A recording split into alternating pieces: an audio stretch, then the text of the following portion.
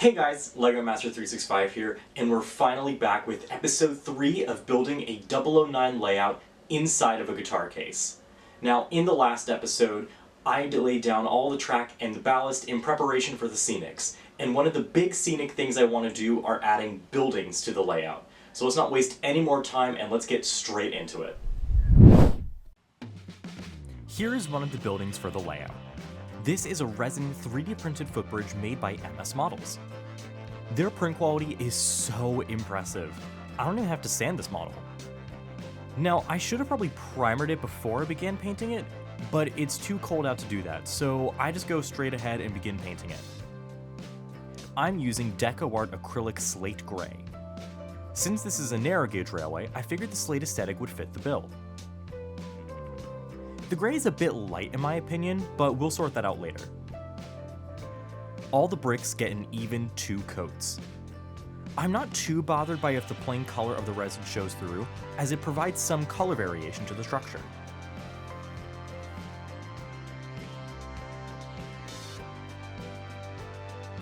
Once the gray is dry, I begin painting the metal fencing in Delta Creative Cream Coat Seminole Green.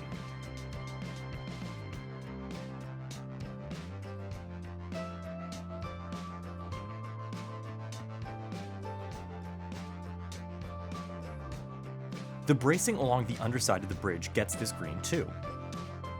Next, the bridge deck is painted in Folk Art Coffee Bean Brown.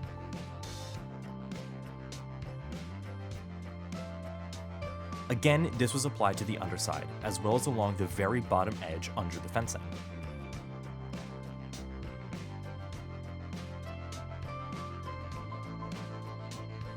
This paint is very thick, and I had to wait for it to completely dry, or else the paintbrush would pick the paint up off the model. The final parts that were painted were the stone caps. This was the slate gray mixed with a lighter brown to make a sort of beige color. I was looking at reference photos of slate buildings and bridges to figure out what to paint these parts. The bricks where the deck was fitted also stuck out as a different type of stone, so these were painted in the beige as well.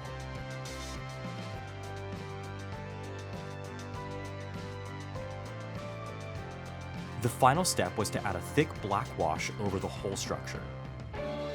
This is a custom wash made from a couple of drops of DecoArt acrylic gloss black mixed with water. The wash settles in between all the brickwork and into the details to bring out the definition of the model. This also helped to tone down the light gray from earlier. I went over the bridge twice to make sure it was fully covered. Afterward, I did a light dusting of weathering powder along the underside and on the fencing to look like soot buildup.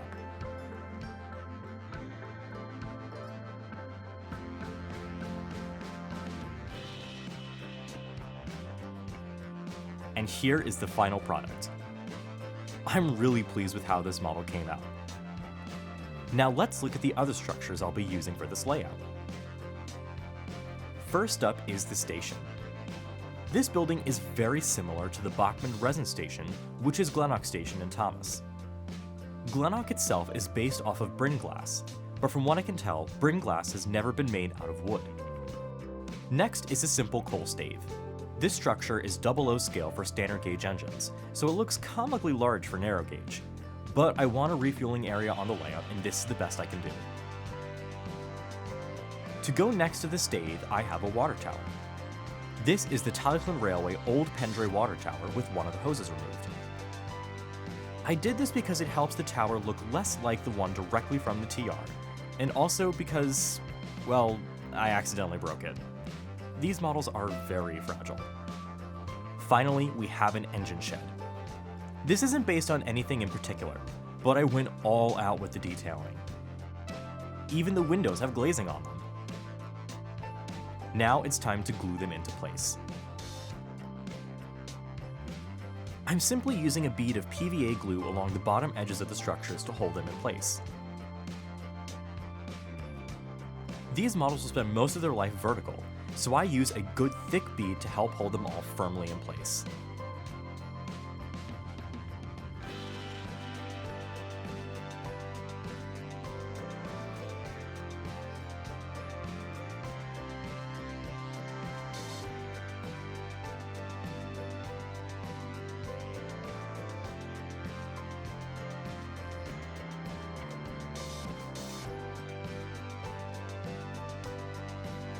To help the footbridge hide more into the ground, I added filler around the abutments to make ground. This filler also covered up some wood screws I left in the case because I wasn't sure if they were structurally important or not. All of the buildings except the station were added, and I'll get to that later.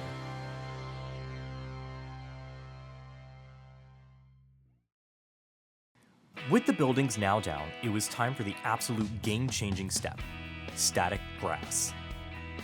I bought the Pico Mini Static Grass Applicator along with 3 different colors and sizes of grass. I first put down a thick layer of PVA glue. I spread it all around the intersection of the layout with a bit of a sliver left plain. I then filled up the Static Grass Applicator with Woodland Scenics 2mm light green grass. Static grass works by putting a static charge into the container, causing all the little fibers to become charged. Then you place the alligator clip in the glue, which also adds a charge to the layout. You then shake the applicator above the glue. The fibers land in the glue and stand upright like real grass.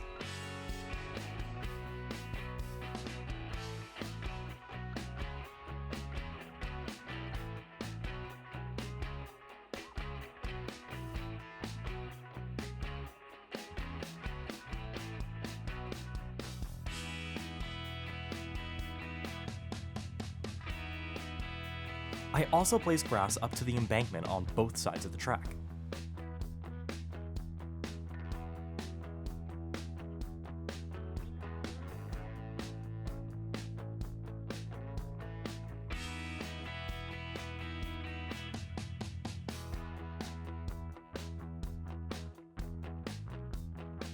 Grass was then added to the yard area.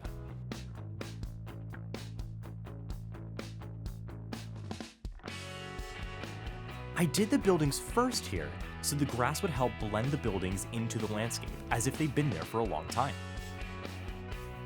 I left a bit of the area around the refueling area untouched, as I'll get to that part later. Once the first layer of grass was down, it was time to add the 4mm green grass. This was done by applying Woodland Scenics spray tack on top of the 2mm grass while protecting the track with a piece of paper. The 4mm grass was then added the same way as the 2mm grass.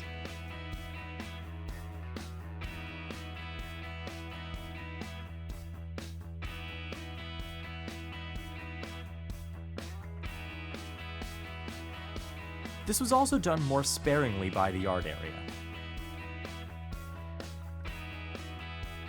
The final layer was some 4mm yellow grass to look like patches of dried dead grass. This was done very sparingly in the main part of the layout. I used it heavily over the yard as I wanted this part to look under-maintained. This is a yard after all.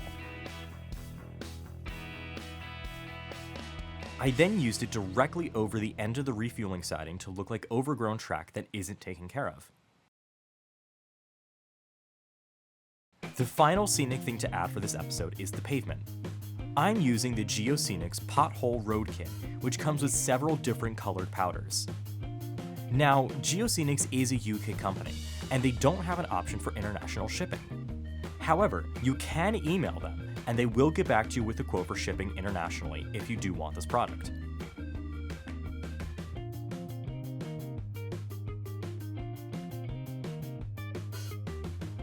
As you can see here, I'm taking the pavement powder and making a thick layer for the station and the yard area.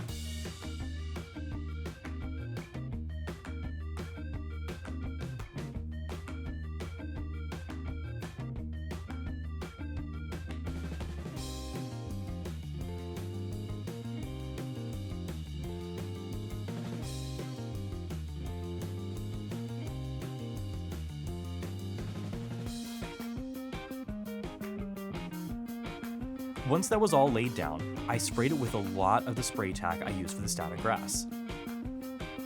I wanted to use a concentrated mix of water and PVA using an eyedropper, but they didn't arrive in time for the original making of this video last year. Now I just have to wait for it all to dry. At first it seemed to have dried fine. Unfortunately, I did this step incredibly wrong. The glue only made a thin top layer of powder and didn't soak through. This meant that there was about 2 millimeters of dry powder under the very thin top layer. After lots of movement and one bad fall, all the powder had been ripped up.